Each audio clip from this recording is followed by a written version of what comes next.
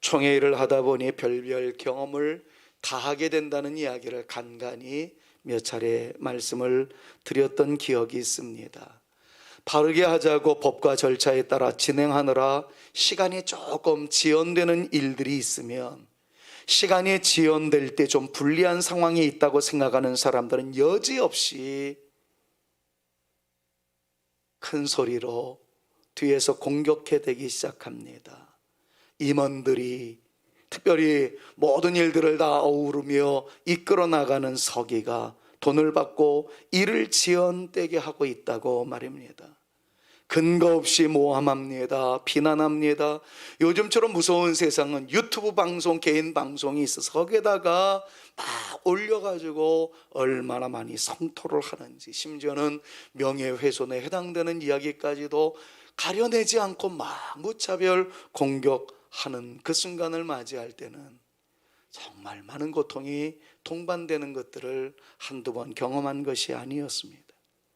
심지어는 총회 대표가 총회장님이다 보니 총회장님을 걸어서 형사 고발까지 하는 일이 생기기도 한다는 것 몇 차례 말씀을 드렸죠. 그럼 저는 총회장님을 보호해드리고자 하는 마음으로 최종 결재권자, 모든 것들을 시행할 수 있는 최종의 결정권자는 서기라고 하여서 총회장님 대신해서 경찰서에 출두 명령까지 받기도 한 일이 몇 차례 있었습니다. 자, 이런 상황에서 놓고 본다면 죄 지은 것도 없는데 경찰서에 간다는 것은 기분이 유쾌한 일은 아니다 하는 것을 여러분들에게 또다시 표현할 수밖에 없네요. 제가 오늘 본문의 말씀을 또 읽어 내려가면서 사도행전을 계속해서 연속 강의하면서 그런 생각이 들었습니다. 그래서 집사람한테 그런 표현을 했죠. 참 요즘처럼 사도행전 19장부터 지금까지 계속 강해에 내려오면서 사도 바울의 심정을 제대로 이해하라고 제가 총회에서 이런 일을 하게 하셨나 보다, 그런 표현을 했습니다. 이렇게 저렇게 모함 속에서 오해를 받고 공격을 받는 그런 마음을 충분히 경험하다 보니까 본문 말씀에 있는 사도 바울의 마음을 충분히 헤아릴 수 있는 그런 생각이 들더라고요. 여러분, 제가 받은 것은 조족지혈, 세 발의 피라고 말할 수 있는 그런 엄청난 고생과 고난 앞에서도 당당함을 잃어버리지 않았던 오늘의 본문의 주인공을 또다시 만나게 됩니다. 바울이 유대인들에 의해 기소를 당합니다. 온갖 폭언과 주먹질이 난무했습니다. 그러나 합리적 사고를 가지고 있었던 천부장에 의해서 법정으로 가서 시시비비를 가리자는 의견에 따라 지금 바울은 대제사장 앞에서 율법에 의하여 신문을 받게 되었다 하는 것이 오늘의 배경이었음, 본문의 배경이었음을 우리의 말씀을 읽으면서 이미 감지하였으리라 생각합니다. 자, 오늘 본문 말씀을 통해서 수많은 어려움, 고통 중에 있을 때, 애매히 고난 당하게 되었을 때, 진리를 붙잡고 나가는 사람들에게도 엄청난 시련이 있을 수 있다라는 전제하에 이럴 때 예수 믿는 사람들은 어떻게 살아갈 것인가 하는 것에 초점을 맞추어 오늘 본문 속에서 만나는 바울, 그리고 바울을 통해서 주시는 주님의 음성을 들어보고자 합니다. 자, 바울의 실존, 지금 상황은 어떤지를 30절 말씀을 통해서 한번 먼저 살펴보시죠. 같이 한번 읽어봅니다. 이튿날 천부장은, 시작. 이튿날 천부장은 유대인들이 무슨 일로 그를 고발하는지 진상을 알고자 하여 그 결박을 풀고 명하여 제사장들과 온 공회를 모으고 바울을 데리고 내려가서 그들 앞에 세우니라. 유대인들이 말하는 대로 바울이 정말 하나님의 말씀을 어겼으며 심판을 받아 마땅한 죄인인가를 판단받기 위하여 대제사장 앞에 세우게 했다는 것이 오늘 본문 말씀의 배경인 거예요. 그런데 그 무거움의 자리, 어쩌면 무섭기까지 한 그 자리에서 바울이 외친 외침에 우리는 주목해 봐야 합니다. 여러분들 간단하게 이렇게 생각해 보세요. 운전을 하는데 갑자기 저쪽에 백차가 있어요. 경찰이 서 있어요. 괜히 움츠러지지 않아요? 만약에 여러분들이 어떤 오해이든 사실의 근거에서든 기소를 받아서 법정에 서게 되었다면 여러분 얼마나 마음이 무겁겠습니까? 때로는 무서움이, 오심이 나오지는 않을까 하여 쪼리는, 가슴 졸이는 그러한 일들이 왜 없겠습니까? 바울은 지금 애매히 고난당하고 있습니다. 그리스도의 복음을 증거하다가 피 묻은 그리스도의 복음이 자기의 심장에 아로새겨져 있어서 그것을 외치지 않을 수 없어 진리를 선포했던 것, 그것밖에 없는데 유대인들의 고소를 통해서 지금 법정에서 불법 재판을 받고 있을 정도로 엄청난 시련 앞에 사도 바울이 이렇게 표현을 합니다. 내가 범사의 양심을 따라 하나님을 섬겼노라. 23장 1절 말씀을 감동의 마음으로 빨간 글씨를 읽을 때는 나도 저렇게 되어지기를 바란다라는 마음으로 한번 같이 읽어봅니다. 바울이 같이요. 바울이 공회를 주목하여 이르되 여러분 형제들아, 오늘까지 나는 범사의 양심을 따라 하나님을 섬겼노라 하거늘. 자, 빨간 글씨만 다시 한번 크게 읽습니다. 나는 시작. 나는 범사의 양심을 따라 하나님을 섬겼노라. 할렐루야. 여러분들 우리 모두도 이렇게 담대하게 외칠 수 있는 존재가 되어지기를 간절히 소망합니다. 나는 범사에 지금까지 양심을 따라 하나님을 섬겼노라. 다른 말로 이야기하자면 어떤 고난과 시련 속에서도 나는 우리 구주 예수 그리스도의 십자가 앞으로 다시금 다가섰고 우리 구주 예수 그리스도의 십자가를 붙잡고 좌로나 우로나 흔들리지 아니하고 치우치지 아니하고 진리의 길을 따라 온전한 믿음의 삶을 이어나갔노라 고백할 수 있고 선언할 수 있는 저와 여러분들 모두가 되어질 수 있기를 우리 구주 예수 그리스도의 이름으로 축원합니다. 범사의 양심을 따라 하나님을 섬겼노라. 이 말씀을 다른 말로 쉽게 표현하자면 나는 하나님이 기뻐하시는 일을 했으며 하나님이 싫어하시는 일은 하지 않았다, 그런 말이에요. 아주 간단하게 설명하며 주님이 원하시는 그 길을 걸어갔고 주님이 기뻐하시는 그 길을 걸어갔습니다, 그런 표현인 거죠. 근데 여러분들 아셔야 할 것이 있습니다. 이렇게 말하는 바울의 그 마음은 결코 자랑하기 위해서 혹은 교만해서 나온 말이 아니었다라는 것을 꼭 마음속에 저장하셔야 합니다. 왜냐하면 사도 바울은 늘 이야기합니다. 나는 부족한 존재였다고 고백했던 것처럼 평소에 바울의 모습을 보면 나는 이런 사람이다, 나는 이렇게 하나님을 잘 섬겼다, 나는 하나님 앞에 부끄러울 것이 없는 존재다, 이런 식으로 대놓고 이야기할 정도로 교만한 존재는 아니었다는 거죠. 더더군다나 지금 이 자리는 이렇게 함부로 말하면 하나님 앞에 바른 삶을 살았다라고 자랑삼아 말하는 교만한 사람이라고 오히려 더 정죄를 받을 수 있는 상황이었습니다. 저 못된 놈이라고, 신성을 모독하는 나쁜 놈이라고 덤태기를 씌워질 수 있는 그런 상황이었습니다. 다 아시다시피 지금 바울이 왜 기소를 당했습니까? 왜 고소를 당했습니까? 하나님의 율법을 파괴했다고, 성전을 불경스럽게 했다라고, 이런 오해가 중첩적으로 나타나서 지금 끌려간 상황 아니었습니까? 그것이 지난주까지 우리가 묵상했던 내용들 아니었습니까? 그랬기 때문에 바울은 지금 자랑하는 것이 아니었어요.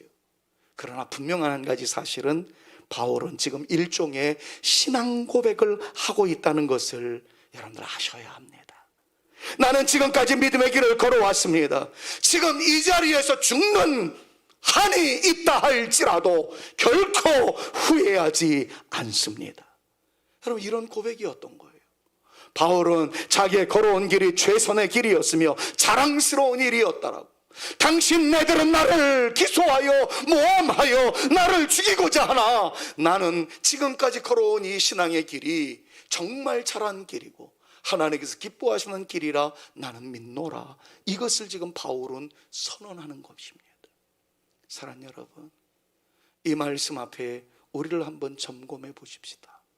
우리는 이런 고백을 할 수 있는 존재이던가? 나는 지금까지 후회 없는 믿음 생활을 해왔고 앞으로도 그렇게 믿음 생활을 이어나갈 것이다라는 자신감에 근거한 자부심과 긍지를 가지고 내가 믿음 생활을 이어나가고 있는, 어떤 상황에서도 주님을 향하여 등 돌리지 않겠다. 어떤 시련이 와도 우리 구주 예수 그리스도의 십자가를 붙잡는 이 손은 펴지지 않을 것이다. 아무리 코로나19의 광풍이 불어닥친다 할지라도 주님을 향한 마음의 특심과 주님을 사랑하는 열정과 하나님께 올려드릴 영광의 뜨거움은 결코 식어지지 아니할 것이다.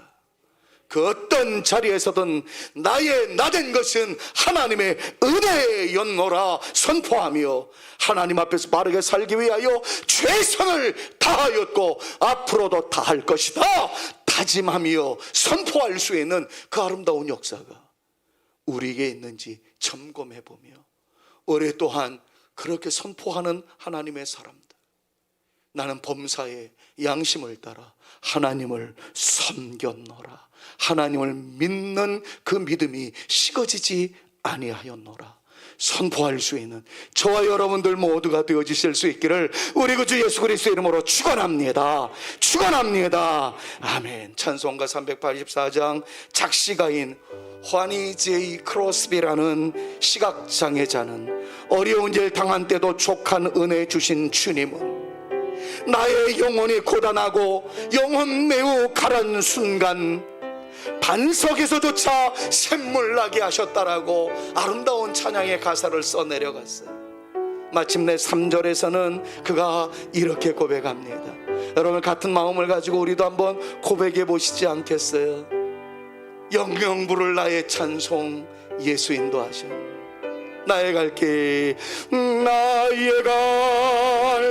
다가도록 예수 인도하시니 그의 사랑 어찌 큰지 말로 할 수 없도다. 성령 감화 받은 영혼 하늘 날아갈 때에 영영 부를 나의 찬송 예수 인도하셨네. 영영 부를 나의 찬송 예수 인도하셨네. 영영 부를 나의 찬송 예수님 인도하셨습니다. 나의 나된 것은 주님의 은혜입니다. 은혜였습니다. 앞으로도 은혜일 줄로 믿습니다. 그리하여 나는 영원히 주님을 찬양하지 아니할 수 없습니다. 여러분 이것이 우리의 고백이기를, 이것이 우리의 간증이기를, 이것이 우리의 신앙에 근거한 담대한 선언일 수 있기를 우리 구주 예수 그리스도의 이름으로 축원합니다. 축원합니다. 바울은 멋진 이런 신앙 고백을 했어요. 그럼에도 불구하고 여전히 억울한 상황이 계속되는 현실임을 오늘 성경은 계속해서 말씀하고 있습니다. 하나님을 잘 섬겼다고 하면, 양심에 거리낌이 없이 삶을 살았다고 하면 믿어주고 이해해주고 풀어주었어야 하는데, 누구보다도 공정하게 일을 처리해야 했던 대제사장이 바울의 말을 듣고는 화를 내며 그 입 닥치라 라고 선언하고 있다는 것이 오늘 그 다음에 본문 말씀이에요. 바울에게는 입을 닥치라 얘기를 했겠죠. 그 옆에 있는 사람에게는 사도 바울의 저 주둥아리를 쳐버려라 이렇게 얘기를 했다는 거예요. 2절 말씀 보십시오. 대제사장 같이요, 대제사장 아나니아가 바울 곁에 서 있는 사람들에게 그 입을 치라. 양심을 따라 내가 믿음의 길을 이어나갔습니다. 온전한 믿음의 선언을 했어요. 그랬더니 대제사장이라는 존재가 저 입 닥치게 만들어라 저거. 그럼 이게 지금 살벌한 법정의 모습이라는 걸 아셔야 이 말씀 속에 진정한 하나님의 음성을 들을 수가 있어요. 나는 결백한데, 나는 깨끗한데, 나는 잘못이 없는데 억울한 일이 생겼다는 그런 상황이에요. 그런데 그 자리를 보면 화가 난 군중들이 있습니다. 칼과 창을 가지고 무장한 군인들이 천부장과 함께 있는 상황이었습니다. 누구보다도 존경받으며 공정한 심리를 할 것이라고 생각했던 대제사장이 있습니다. 그런 상황에서 대제사장이 너는 입 닥치라. 그리고 그 옆에 있는 사람에게 저놈 입 닥치게끔 입 좀, 주둥아리를 좀 쳐라. 여러분들, 그런 식으로 이야기하는 살벌한 상황이었어요. 누구라도 떨지 않을 수 없는 상황, 누구라도 움츠를 수 있는 상황, 누구라도 간장조리듯 이건 뭐 어찌할 줄 모르는 그러한 상황이었단 말이에요. 그런데 여기에서도 바울의 모습을 한번 보십시오. 사랑하는 여러분, 다양하게 적용할 시간이 없어서 말씀을 잘 못 드리겠는데, 여러분, 믿음의 길을 이어나가다가 사탄의 공격이 있을 수 있어요. 애매히 고난당할 수 있어요. 질병이 우리를 우겨 쌀 수도 있어요. 엄청난 내 마음에 들지 않은 환경의 공격들이 우리를 움츠러들게 만들 수 있어요. 그럴 때 그냥 움츠러들 겁니까? 신앙 포기할 겁니까? 코로나19의 엄청난 공격 앞에서 에휴, 이때는 오는 비는 피하는 게 수야, 그리고 그냥 머뭇머뭇거리다가 주님과 멀어지겠습니까? 사도 바울의 이 모습이 오늘 우리에게 양식이 되었으면 좋겠어요. 어떻게 나타났을까요? 한마디로 말하면 담대했다. 그거 담대했다. 3절 말씀 같이 한번 읽어봅시다. 바울이 이르되, 같이요. 바울이 이르되 회칠한다미여 하나님이 너를 치시리로다. 네가 나를 율법대로 심판한다고 앉아서 율법을 어기고 나를 치라 하느니라. 무슨 말입니까? 누군가가 얘기합니다. 저 바울 하나님 앞에 범사의 양심을 따라 하나님 앞에 바르게 살았노라, 신실하게 살았노라, 이렇게 신앙적 선포를 딱 하니까 저 주둥아리 저 닥치게 만들어라. 그 옆에 있는 사람 저 주둥아리 쳐봐라. 이거 그 자리가 살벌한 장소 아닙니까? 이랬을 때 바울이 유구무원이 올시다. 그리고 부들부들 떨면서 아이고, 이렇게 나오지 않았다는 거예요. 오히려 바울이 뭐라 그럽니까? 내 주둥아리를 치라고. 당신이 누구인지는 잘 모르겠으나 회칠한 담이여 하나님이 너를 치실 것이다. 어이구요. 이게 이해가 되시나요? 이해가 안 되시면 이건 조크입니다. 제발 한번 법정에 서보시기를. 야, 이거 참 바울은 기죽지 않았다는 거예요. 지금까지만 해도 말하는 사람이 누구인지 몰랐지만 그가 말을 하는데 네 주둥아리 닥쳐라, 그리고 옆에 있는 사람에게 저 주둥아리 닫아버려라, 입을 쳐버려라, 때려라 이러자 당신들은 나를 율법으로 판단한다고 하면서 어쩌자고 당신들은 율법을 어기고 있는가? 할 말을 용감하게 하고 있는 바울의 모습을 만나게 됩니다. 당시의 율법은 죄인으로 규정되지 않고서는 아무런 제재를 가할 수가 없는 상황이었습니다. 특별히 로마의 법은 더욱 그랬습니다. 지금도 법원의 유죄 판결이 나오기까지는 무죄로 여겨주는 무죄 추정의 원칙이 있었듯이 지금 사도 바울은 아직 법정에서 유죄 판결이 나오지도 않았는데 치고 난리를 치니까 바울이 지식이 있었던 사람으로 시대의 양심으로 그렇게 얘기를 한 거예요. 여러분, 이것은 바울이 매맞고 싶지 않아서 순간적인 위기를 피하고 싶은 마음에 얘기한 내용이 아닙니다. 왜냐하면 바울은 예루살렘 올라가면 죽을 것이라는 것도 알고 있었어요. 그래서 성도들이 올라가지 말라고 얼마나 만류했습니까? 그때마다 바울이 뭐라 그럽니까? 나는 죽어도 올라간다. 내가 올라가서 피 묻은 그리스도의 복음을 예루살렘에 선포해야 되고 나는 로마까지 가서 이 복음을 증거해야 된다. 엄청난 시련이 나에게 온다 하더라도 나는 그것을 감수하면서라도 그 믿음의 길, 십자가의 길을 걸어가려한다. 이렇게 주장했던 사람 아닙니까? 이런 사람이 몇 대 맞는다고 공포 속에서 부들부들 떨 사람이었겠습니까? 아니에요. 두려워서 매맞고 싶지 않아서 덤빈 것이 아니라 이것은 불의에 대해서 항거한 의로운 행동이었다는 것을 우리는 배우게 됩니다. 끝까지 바울은 바리새인들의 잘못을 지적하며 그들의 죄를 알려주고자 했던 거예요. 너희들은 율법을 지키는 사람들이라고 하면서 어쩌다가 율법을 하찮게 여기고 너희들은 그 율법을 따라 순종의 삶을 살아가지 않느냐. 바로 그거죠. 이것도 우리에게 주시는 잠시의 도전이 있습니다. 저한테 주시는 말씀은 이렇게 적용할 수도 있어요. 김 목사, 너는 제대로 살지 않으면서 성도들에게 잘 살라고 설교하느냐, 이런 도전으로 받을 수 있는 거예요. 여러분들에게 주시는 도전이라면, 부모로서 여러분들은 하나님을 향해서 신실한 모습을 보여주지도 않으면서 여러분들의 자녀들에게, 여러분들의 다음 세대들에게, 여러분들에게 제자들에게 바르게 살라라고 이야기할 것이냐? 아니라는 거죠. 나는 여러분들에게 정말 부탁드립니다.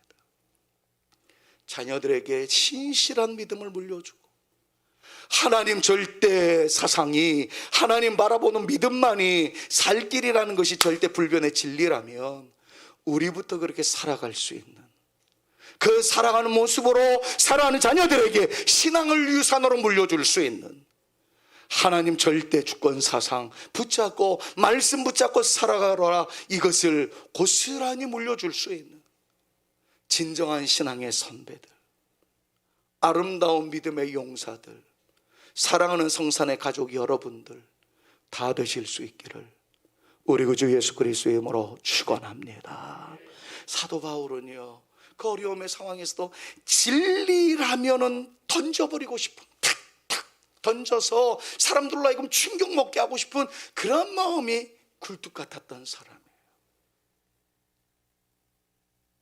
흔한 얘기로 돈 생각이 많은 사람은 툭 건드리기만 하면 돈 얘기만 하고, 주식으로 가득 차 있는 사람은 툭 건드리면 주식 얘기만 하고, 요즘에는 가상화폐 그게 막 전국을 뒤덮고 있다고 그러는데 툭 건지면 비트코인이 어떻고 막 이런 식으로 얘기하는 것처럼, 사도 바울은 그냥 예수님으로 가득 차 있다 보니까 툭 건드리기만 하면 예수님 얘기만 해요. 지금 상황은 어떤 상황입니까? 상황 속에서 딱 보니까 두 패가 나뉘어 있는 듯 하는 거예요.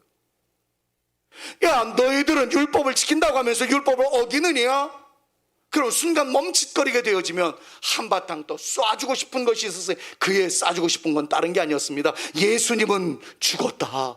그러나 예수님은 다시 살아나셨다. 너희들이 가장 큰 실수하는 것은 나한테 지금 모진 행동을 하는 것이 아니라 죽었다가 살아난 예수를 믿지 않는 것이 너희들의 가장 큰 실수요 죄이다. 그럼 그것을 얘기하려고 바울이 지금 근질근질 거리는 거예요. 이거 엄청난 상황인데도 진리를 드러내고 싶어서 견딜 수 없는 불이 사도 바울 마음속에 있었던 거예요. 증거를 댈까요? 자, 그것이 6절이에요 6절을 같이 한번 읽어봅시다. 바울이 같이요. 바울이 그중 일부는 사두개인이요 다른 일부는 바리새인인 줄 알고 공회에서 외쳐 이르되, 여러분 형제들아, 나는 바리새인이요 또 바리새인의 아들이라. 죽은 자의 소망 곧 부활로 말미암아 내가 신문을 받노라. 무슨 말이냐면, 내가 외친 것은 예수님은 죽었다, 그러나 다시 살아나셨다, 부활의 역사는 팩트이다, 실제이다, 이것은 진리이다, 내가 이것 증거했다고 지금 내가 신분을 받고 있다. 너희들이 아무리 떠들어 봐도 예수님은 죽었던 것은 팩트다. 그러나 사흘 만에 하나님은 그를 다시 살리셨다. 그리고 우리 잠자는 자들의 첫 열매가 되게 하셨다. 부활의 진리를 선포하고 있는 사도 바울의 당당함을 여러분들 이 시간에 보실 수 있었으면 좋겠어요. 그리고 이런 결단을 하십시다. 죄와 타협하지 않겠다. 진리에 대해서는 분명한 선언을 하겠다. 어떤 세력이 나를 올가맨다 할지라도 우리 하나님의 절대 불변의 진리는 그대로 선언하는 믿음의 용사가 되겠다. 여러분, 그 믿음을 가지고 달려나가는 저와 여러분들 모두가 되실 수 있기를 주님의 이름으로 축원합니다. 여러분, 이러기 위해서 요거는 외치셔야 돼. 나는 그리스도인입니다. 시작. 나는 그리스도인입니다. 그리스도인이기 때문에 바른 길, 옳은 길 걸어가리라 다짐할 수 있는 진정한 용기, 담대한 마음, 어디서도 불의와 타협하지 않고 온전하고도 순결한 믿음의 길을 이어나갈 수 있는 저와 여러분들 모두가 되어질 수 있기를 다시 한번 우리 구주 예수 그리스도의 이름으로 축원합니다. 쉽게 얘기할게요. 저 그리스도인입니다. 그렇게 얘기를 했을 때 어쩐지요, 내가 그럴 줄 알았습니다. 여러분, 이런 평가를 받아야지. 저 그리스도인입니다. 네가 그리스도인이냐? 여러분, 이런 평가를 받아서는 안 된다는 거죠. 너무 어려운 말을 했는지 모르겠는데 쉽게 갑시다. 당신이 크리스찬인 줄로 내가 알았습니다. 당신의 말을 보니까, 당신의 행동을 보니까 당신은 진짜의 빛이다. 여러분, 그렇게 평가되어질 수 있도록, 우리를 통해서 예수 그리스도의 향기가 흩날려질 수 있도록, 우리를 통해서 주의 진리가 증명되어져 갈 수 있도록 멋스럽게 살아가는 성산의 귀한 가족들 다 되시기를 우리 구주 예수 그리스도의 이름으로 축원합니다. 하나만 더 살펴보고 마무리할게요. 그런데 여기에서 잘못 읽으시면 바울에 대해서 오해할 만한 내용이 등장이 됩니다. 그것은 바울이 3절에서 이야기한 끝자락에 묶여있는 또 다른 바울의 모습이에요. 자, 3절부터 같이 한번 읽어봅시다. 바울이 이르되, 같이요. 바울이 이르되 회칠한다미여 하나님이 너를 치시리로다. 네가 나를 율법대로 심판한다고 앉아서 율법을 어기고 나를 치라 하느냐. 그러자 4절에서 5절 말씀을 보니까 어떤 사람이 이렇게 얘기를 해요. 같이 한번 또 읽어봅시다. 곁에 시작. 곁에서 선 사람들이 말하되 하나님의 대제사장을 네가 욕하느냐? 바울이 이르되 형제들아, 나는 그가 대제사장인 줄 알지 못하였노라. 기록하였으되 너의 백성의 관리를 비방하지 말라 하였느니라 하더라. 여러분, 이 내용이 어떤 내용이냐면, 저 주둥아리 쳐라, 저거죠. 닥치게 만들어라. 그러자 바울이 탁 얘기를 했어요. 회칠한 무덤이여, 하나님이 너를 치실 것이다. 근데 옆에 있는 사람이 얘기합니다. 이 바울이 이거 버르장머리 없는 놈이네. 그렇게 말씀하신 분이 누군 줄 알아? 대제사장이야. 그러니까 바울이 그제서야, 아이고, 내가 대제사장인 줄 몰랐다. 성경 말씀을 보니까 백성의 관리를 비방하지 말라 했는데 내가 대제사장인 줄 모르고 그분을 향해서 회칠한 무덤이여 이렇게 표현을 한 것에 대해서는 미안하게 생각한다. 지금 그렇게 말씀이 진행되고 있는 내용입니다. 근데 여기서 여러분들이 잘 생각하셔야 할 부분이 있습니다. 그것은 바울이 지금 미안하다라고 표현했던 그 내용은 제사장을 향하여 율법을 어긴 사람들이라고 말한 것을 사과한 것이 아니라는 거예요. 그건 진리의 선언이었습니다. 진정한 용기였습니다. 그럼 바울이 여기서 이야기하는 그것은 뭐냐? 대제사장을 향해서 회칠한 담이여, 회칠한 무덤이여, 그 외식하는 자여, 이런 의미거든요. 하나님이 너를 치실 것이다 라고 되받아친 거에 대해서 미안하다고 이야기하는 겁니다. 어떤 내용입니까? 바울은 20년 동안이나 이방 선교를 하는 나머지 예루살렘에 올라간 지가 너무 오래되었기 때문에 예루살렘의 대제사장이 그분인지 정말 몰랐던 거예요. 그런데 대제사장의 말을 받아서 대제사장을 욕한 것에 대하여 그 미안하게 생각한다, 이렇게 얘기를 했던 겁니다. 여러분, 여기서 무엇을 배워야 할까요? 간단하지만 매우 중요한 이야기입니다. 하나님이 세우신 권위에 대해서는 우리가 인정해 주어야 된다는 거예요. 그런데 이 진리 앞에 또 갑론을박이 있을 수 있습니다. 저는 모든 내용들을 다 여러분들이 알고 계시리라 생각을 하기 때문에 내려놓고 결론만 말씀드릴게요. 여러분, 우리는 그 어떤 대상에 대해서 인격 때문에 존중하는 것, 인격 때문에 존경하는 것이 아니고 그 위치 때문에 그의 권위를 인정해 주는 자세가 필요하다는 것을 배우셔야 된다는 거예요.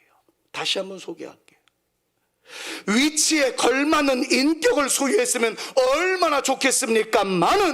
만약에 그분이 위치에 걸맞는 인격을 소유하지 못했다고 할 때에는 위치 때문에라도 권위를 인정해 줄 수 있는 것이 그리스도인의 모습이어야 된다는 겁니다. 조금 더 구체적으로 설명할까요? 여러분들의 부모님을 놓고 한번 생각해 보십시오. 부모님이 존경받는 인격자일 수 있다는 것은 축복입니다. 그 부모님은 너무 나에게 은혜를 베풀어 주었다, 이런 추억이 서려 있다면 그 부모님께 정말 감사의 마음을 가지십시오. 그런데 나는 그 부모님한테 무지하게 맞았어요. 버림받았어요.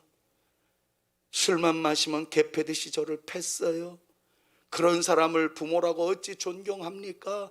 여러분들 만약에 그렇게 말씀을 하신다면 답은, 성경적인 답은 간단합니다. 그분의 인격 때문에 존경하는 것이 아니라 부모님이라는 위치 때문에 존경해 드려라. 위치 때문이라도 존경할 수 있는 것이 믿음을 붙잡고 살아가는 자녀들로서의 그리스도인의 본분이다. 여러분, 이것이 성경의 가르침인 거예요. 이것을 잊지 마십시오.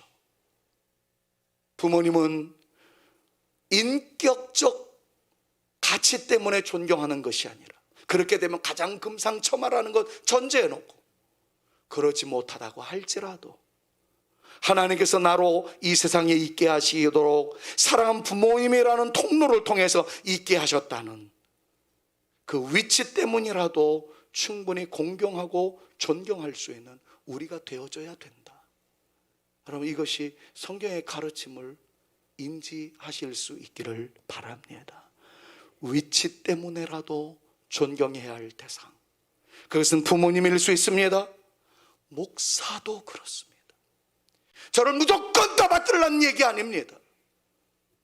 인격적으로 존경받는 목사가 되어지고 싶습니다마는, 그러나 저의 불성실과 부족함으로 인해서 인격적으로 존경할 만한 건대기가 없다 할지라도 하나님께서 우리 교회에 위임 목사로 세우셨다면 그냥 위치 때문이라도 귀하게 여겨주시고 기도해 주시는 아름다운 관계, 그것이 복스럽다는 거예요.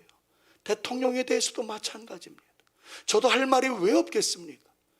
그러나 내 편이다, 내 생각에 맞다 안 맞다 이것 때문에 짱돌을 던지고 그런 것이 아니고, 마음에 들지 않으면 기도의 짱돌을 던져서 하나님을 향해서 우리나라 살려달라고 우리가 기도의 함성으로 하나님께 달려나가는, 이것이 성도의 바람직한 태도라는 것들을 꼭 기억하시며, 인격적 성숙함 때문에 존경의 대상자가 되어지면 말할 수 없이 좋겠으나 그렇지 않다고 하더라도 위치 때문이라도 인정하여 하나님의 영광을 거스리는 자리에 우리가 들어가지 않도록, 바울이 대제사장인 줄 알고 미안하다 이야기했던 것처럼 이 정신으로 우리의 삶을 살아가는 하나님의 거룩한 용사들, 마음이 넓은 사람들, 진짜 하나님의 뜻을 받들어 살아가는 저와 여러분들 모두가 되실 수 있기를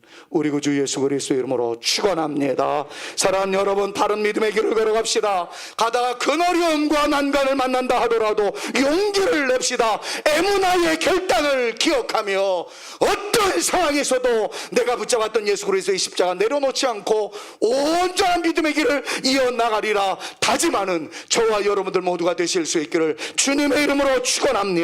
아울러 권위를 인정하며 위에서 기도해 주시는 우리 부모님을 위하여, 지도자를 위하여, 조국을 위하여, 조국의 교회들을 위하여 기도하는 함성이 되셔서 우리들로 말미암아 살아남의 역사와 기적이 나타나는 귀한 역사의 주역들 다 되시기를 우리 구주 예수 그리스도의 이름으로 축원합니다.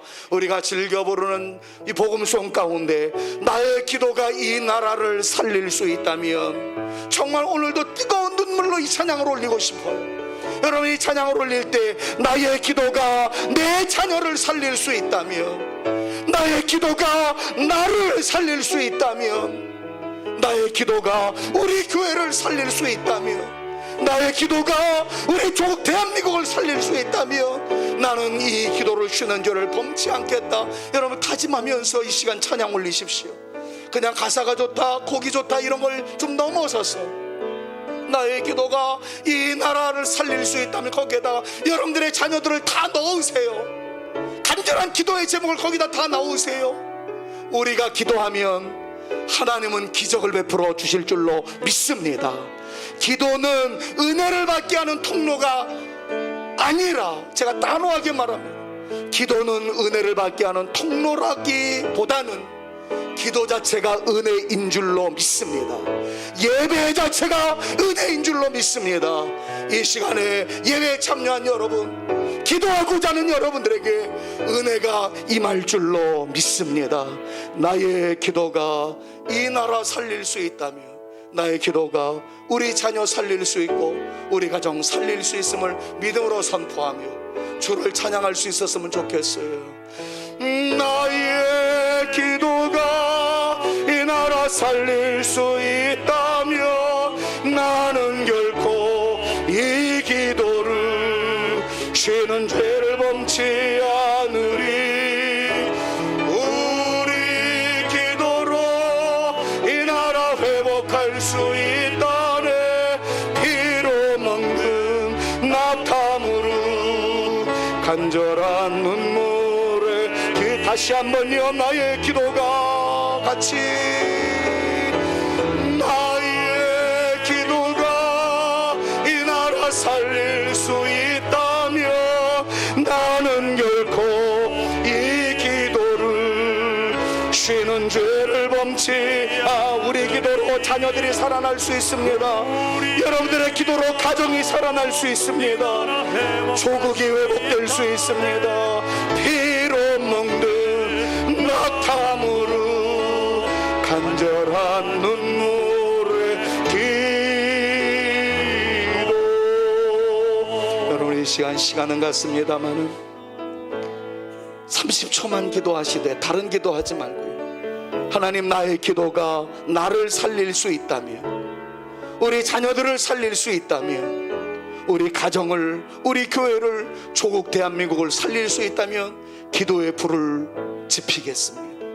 우리의 기도로 말미암아 우리를 살려주시옵소서. 이 기도만 간단하지만 간절하게 기도할 수 있기를 원합니다. 다 같이 기도하십니다. 하나님 아버지, 기도가 은혜임을 압니다. 기도가 능력임을 압니다. 우리가 기도할 때 하나님은 기적을 베풀어 주시는 줄로 믿습니다. 하나님, 우리의 기도가 우리를 살림을 믿습니다. 우리의 기도가 우리 자녀들을 살릴 줄로 믿습니다. 우리 기도가 우리 가정을, 우리 교회를, 조국 대한민국을 살릴 줄로 믿습니다. 기도의 횃불이 되기를 원합니다. 우리가 기도의 용사들로 서게 하여 주옵소서. 이제는 우리 구주 예수 그리스도의 은혜와 아버지 하나님의 극진하신 사랑하심과 성령님의 감화감동 위로 교통 충만케 하심이, 나의 기도가 나부터 살고 자녀들로, 가정들로, 우리 교회로, 조국 대한민국으로 살아날 수 있게 만드는 유일한 길이기에, 우리가 기도하면 하나님이 기적을 베풀어 주심을 믿기에 기도의 횃불이 되어 보리라고 다짐하며 돌아가는 주의 택한 자녀들 머리 위에와 저들의 가정 위에와 우리 사랑하는 성산교회 위에 이제로부터 영원토록 함께 있을지어다. 아멘.